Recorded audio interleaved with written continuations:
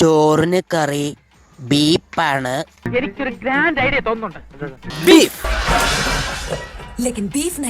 Bye ദുരന്തം പറച്ചിലൊക്കെ നിർത്തിന്ന് പറഞ്ഞിട്ട് എന്ത് ചെയ്യാനാടാ, ഞാൻ ഇങ്ങനൊരു ദുരന്തനായി പോയി. 450 കിലോ ഉള്ള ബീഫും മേടിച്ച് സ്വയം ഇവിടെ നമുക്ക് തന്നെ തിന്നാ തീരില്ല 1 കിലോ ബീഫ്. അപ്പോഴാണ് വേറൊരാളെ വാര് കുത്തിത്തിരിക്കാൻ വേണ്ടിയിട്ട്. ഇതിനൊക്കെ എന്താ വേണ്ടെന്നറിയോ? അവന്റെ മുഖം ഇങ്ങോട്ട് പിടിച്ചിട്ട് തേക്കാത്ത ചുമരും അങ്ങോട്ടും ഇങ്ങോട്ടും ഇട്ടങ്ങോട്ട് ഒരിക്ക.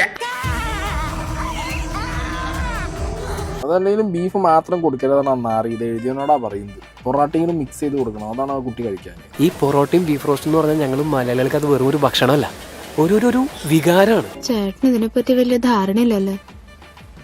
ഇത്രയും വർഗീയത കുത്തി നിറച്ചൊരു ഐറ്റത്തിന് സെൻസർ ബോർഡ് എങ്ങനെയേ UA16+ സർട്ടിഫിക്കറ്റ് കൊടുത്തു എന്നുള്ളതിനെ കുറിച്ച് എനിക്കൊരു ഐഡിയ ഇല്ല.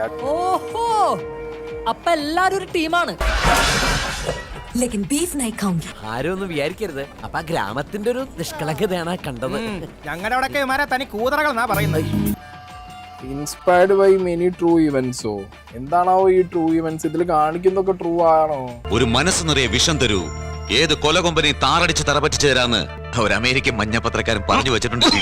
അതിന്റെ ഒരു ഇന്ത്യൻ വേർഷൻ ആയവൻ. അത് നിങ്ങൾ ട്രൂ ആന്ന് പറഞ്ഞ് എഴുതി കാണിച്ച് നോർത്തുള്ളവന്മാരെ പുളകം കൊള്ളിക്കാനാണോ? വേറെ ആൾക്കാരെ കുറിച്ച് ഇല്ലാത്തത് പറയാന്ന് വെച്ചാൽ മോശമല്ലേ എന്തേട്ടാ? നീയല്ലോ പറയുന്നത്, ഞാനല്ലേ. മൂക്ക് പൊട്ടിക്കുന്നു, ബീഫ് കുഴച്ച് പൊട്ടിക്കുന്നു. എന്താ പൊന്നളിയാ, ഇത് എഴുതിയവനെ കൊണ്ടുവാ.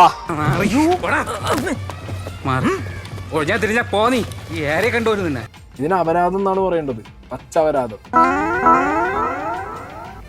ഈ ബീഫ് കഴിക്കണ ഈ കോമഡി സാധനമൊക്കെ വെച്ചിട്ട് ഈ മതം കൺവേർട്ട് ആവുന്നത് ബീഫ് കഴിക്കുന്നത് തമ്മിൽ എന്ത് വന്നു എനിക്ക് ഒരു പിടുത്തവും കിട്ടുന്നില്ല.